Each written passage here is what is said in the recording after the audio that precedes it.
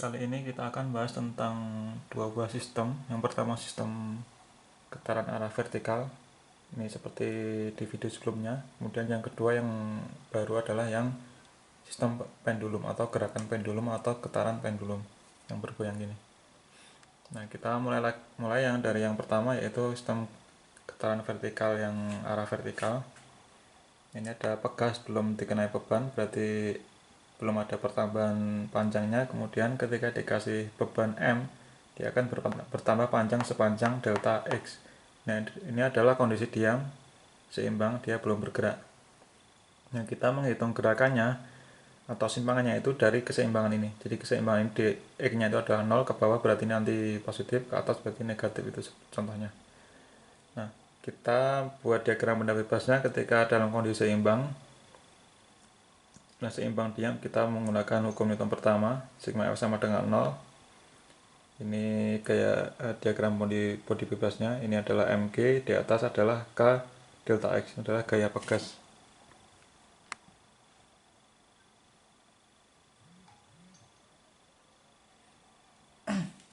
Nah, dengan mengaplikasikan hukum Newton pertama, berarti mg yang ke bawah sama dengan k delta x. Mg sama dengan k delta x, ini adalah kondisi seimbang. Nah, kemudian apa yang terjadi ketika dia bergetar? Ketika dia bergetar gini, naik turun gitu. Kemudian ketika dia turun, kita ambil ketika dia turun ke sini. Ini adalah kondisi ketika turun dan dia bergerak, masih bergerak ke bawah.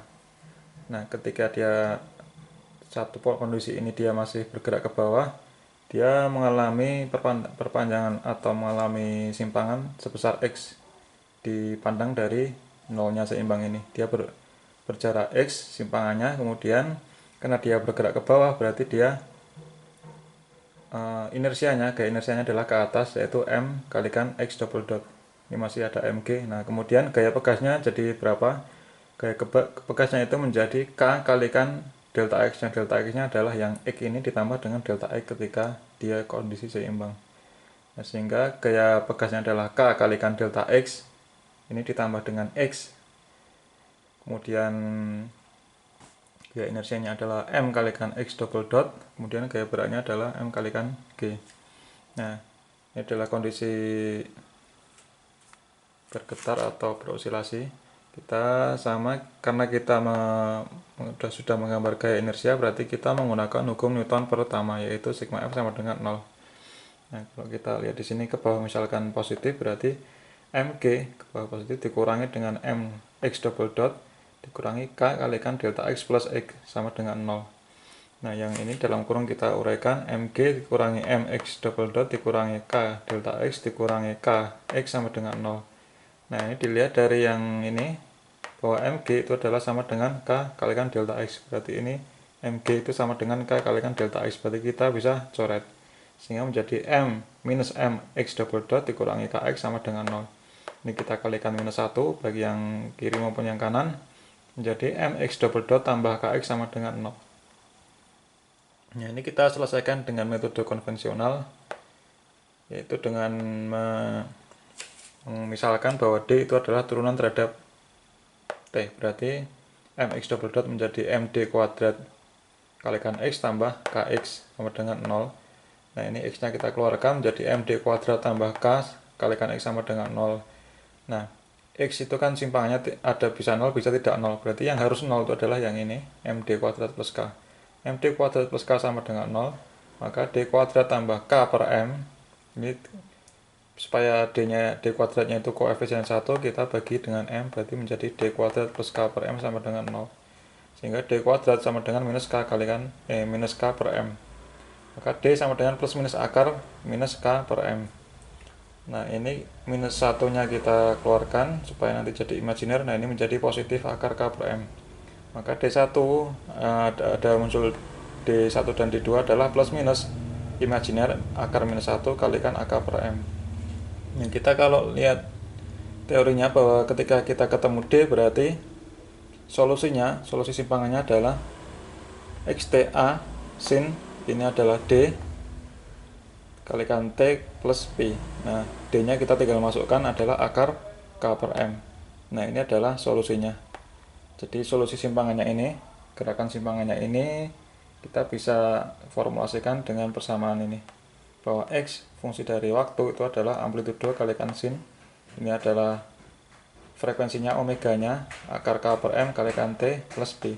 Nah, akar K per M itu disebut dengan frekuensi natural atau natural frekuensi, ini adalah omega N. Ini satuannya adalah radian per second. Ini bisa kita jadikan dalam satuan Hertz. Nah, ini adalah tentang yang gerakan yang vertikal. Kemudian bagaimana dengan gerakan yang pendulum? Nah, ini ada sedikit perbedaan dalam menganalisis membuat persamaan geraknya. Jadi ceritanya ini ada sebuah tali yang masanya kita abaikan, kemudian ditaruh massa bandul. Kemudian ini kita gerakkan gini. Panjangnya talinya adalah L. Nah, ini ketika bergerak gini, kita menganalisis ketika gerakannya di sini. Tek. Nah, ini kita gambar di sini. Nah, berarti posisi ini dia masih bergerak ke kanan. Nah, berarti diagram bodi bebasnya seperti ini. Ini ada sudut theta, theta dot, theta double dot, berarti dia arahnya masih bergerak ke kanan gini. Nah, apa gaya-gaya yang bekerja untuk membuat persamaan geraknya? Nah, ketika dia merupakan gerak melingkar, dia akan muncul gaya berupa sentrifugal atau sentripetal ya. Ini sentripetalnya. Oh, sentripetal maupun sentrifugal itu ya, gaya sentrifugal itu adalah gaya inersianya ya. Gaya sentrifugal itu inersia, ini adalah gaya sentrifugalnya, inersia. Makanya kita simbolkan dengan titik-titik. Seperti ini tadi, inersia kan titik-titik. Ini gaya inersianya adalah massa kalikan percepatan sentripetal. Ini ditahan oleh tegangan tali. Kemudian ada massa kalikan gravitasi adalah beratnya. Nah, kemudian ini adalah inersia dalam arah keluar atau gaya sentrifugalnya. Yang ini itu adalah inersia akibat dia gerakan berputar gini. Karena dia bergerak putar ke kanan, berarti inersianya adalah ke kiri. M kalikan percepatan tangensial. Ini percepatan sentripetalnya. Kemudian apalagi, ya udah itu aja kayak yang bekerja. Nah, sekarang apa rumusnya percepatan sentripetal dan apa percepatan tangensialnya? Nah, ini sama-sama inersia. Nah, AC atau percepatan sentripetal itu kalau tidak hafal kita bisa runut rumusnya. Rumusnya hubungan antara sudut dan busur dan jari-jari. Ini ada busur gini, kemudian dengan sudut theta, jari-jarinya R. Nah, ini adalah busurnya terbentuk S akibat sudut theta ini terbentuk atau terjadi busur sepanjang S. Nah, dari rumus radian bahwa kalau sudutnya dalam radian, bahwa S busur yang terbentuk itu adalah R kalikan dengan theta. Nah, ini kalau kita turunkan berarti S dot sama dengan R theta dot. S dot adalah kecepatan, jadi kecepatan turunan pertama dari jarak adalah kecepatan, kemudian turunan pertama dari sudut itu adalah kecepatan sudut. Sehingga kecepatan tangensial itu adalah R kalikan omega. Nah, ini kalau kita turunkan lagi terhadap T menjadi V dot sama dengan R omega dot. Nah, turunan dari kecepatan itu adalah percepatan, sehingga percepatan itu sama dengan R karena konstan ya. R kalikan turunan dari kecepatan putar atau perubahan kecepatan putar itu adalah percepatan sudut alfa. Nah, sehingga ini percepatan dalam arah tangensial itu adalah R kalikan alfa. Nah, karena kita lebih nyaman menggunakan yang dot, ini berarti percepatan itu adalah theta double dot. Sehingga rumusnya menjadi percepatan tangensial itu adalah R kalikan theta double dot. Nah, bagaimana sekarang yang sentripetalnya? Sentripetalnya kita perlu sedikit hafalan supaya lebih cepat memahami. Gaya sentrifugal ini dari masa SMP maupun SMA kita sudah tahu bahwa gaya sentrifugal itu adalah massa kalikan V kuadrat per R. M V kuadrat per R itu adalah gaya sentrifugal. Nah, dari rumus ini kita tahu bahwa gaya itu adalah M kalikan percepatan. Berarti percepatannya itu adalah V kuadrat per R. Berarti V kuadrat ini per R itu adalah percepatan sentripetal atau sentrifugalnya. Percepatan sentripetal.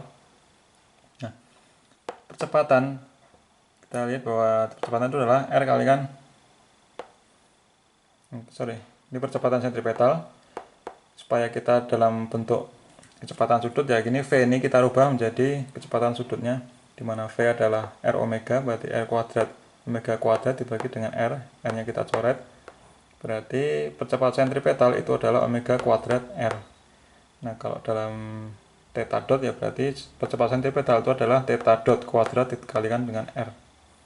Nah, berarti ini adalah theta kuadrat dot kalikan R, ini adalah alfa kalikan R, atau alfa theta dot kalikan R, ini adalah yang tangensial. Nah begitu kita sudah tahu rumus sentripetal maupun tangensialnya, kita tinggal memasukkan hukum Newton pertama. Hukum Newton pertama yaitu selain dari jumlah gaya sama dengan 0, kan juga bisa kita turunkan lagi menjadi jumlah momen sama dengan 0. Nah kita ambil momennya itu dari titik A nya ini, momen di titik A sama dengan 0. Nah sekarang kita lihat yang menyebabkan momen itu gaya yang mana aja. Yang ini sentripetal itu tidak menimbulkan momen karena dia jaraknya lengannya 0 terhadap titik A. Kemudian ini T nya juga 0, sehingga yang menyebabkan momen itu hanya mg dan mat, hanya gaya berat dan gaya percepatan tangensial. Nah yang gaya berat ini, untuk menghitung momen kita harus mencari tegak lurusnya, berarti kita harus uraikan menjadi komponen sini, komponen ini, komponen tangensialnya. Kalau ini mg, berarti yang kesini itu adalah mg, karena ini tetanya ini, berarti ini tetanya ini, berarti mg yang arah tangensial itu adalah mg kalikan sin theta, karena kalau berimpit ini, kalau ini berarti mg cos theta, berarti yang sini adalah mg sin theta. Tulis lagi, berarti ini adalah mg sin theta.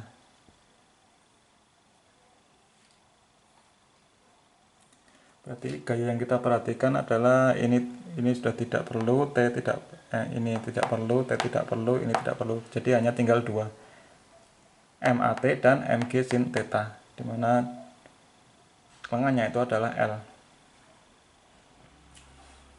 Nah kita tinggal cari momen terhadap titik A, yaitu apa? mat dikalikan L. Kalau ini kita searah jarum jauh adalah positif, berarti mat kalikan L ditambah dengan mg sin theta, kalikan L sama dengan 0. Jadi ini kalikan lengan tambah ini kalikan lengan sama dengan 0. mat kalikan L tambah mg sin theta kalikan L sama dengan 0.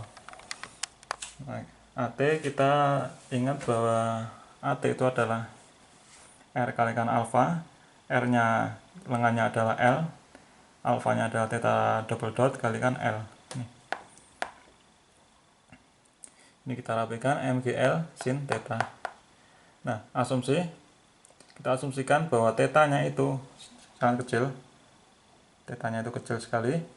Ketika tetanya kecil, maka sin theta itu sama dengan theta. Nah, karena satu nilai sudut yang mendekati 0, sinnya ya mendekati 0, berarti tetanya sama dengan, sin tetanya sama dengan theta. Nah dari sini kita bisa masukkan, berarti ml kuadrat, ini kalikan L ya, theta double dot tambah mgl sin theta menjadi theta sama dengan 0. Ini kalikan super M, jadi L kuadrat theta double dot tambah gl theta sama dengan 0. Ini koefisien theta dotnya kita hilangkan sehingga bisa menjadi 1. Kita bagi L kuadrat, jadi menjadi theta dot tambah gl bagi L kuadrat theta sama dengan 0. Nah ini L kita bisa coret sehingga menjadi theta double dot tambah G per L theta sama dengan 0. Yang kita asumsikan seperti tadi bahwa D adalah D per dt, sehingga D kuadrat theta plus G per L theta sama dengan 0. Theta kita keluarkan jadi D kuadrat plus G per L sama dengan 0. Nah D kuadrat menjadi min G per L, D sama dengan plus minus akar min G per L. Nah karena ini minus berarti dia ada imajinernya, ada imajiner berarti dia berosilasi, bergetar, berarti solusinya adalah theta fungsi sebagai waktu adalah amplitudo tetanya kalikan sin dt plus theta. Nah, D-nya ini adalah frekuensi naturalnya dalam satuan radian per detik. Nah, kalau mau pengen dalam satuan hertz frekuensi naturalnya, berarti ya tinggal kita konversi bahwa 2πf itu adalah, atau omega itu kan omeganya akan akar G per L, berarti 2πf sama dengan akar G per L, maka F nya akar G per L per 2pi. Periodenya berarti tinggal dibalik, berarti 2pi per akar G per L. Nah, ini adalah frekuensi natural dalam satuan hertz. Nah, jadi kita sudah bisa mengetahui frekuensi natural dari sistem-sistem sederhana seperti ini. Terima kasih, sampai ketemu di video selanjutnya.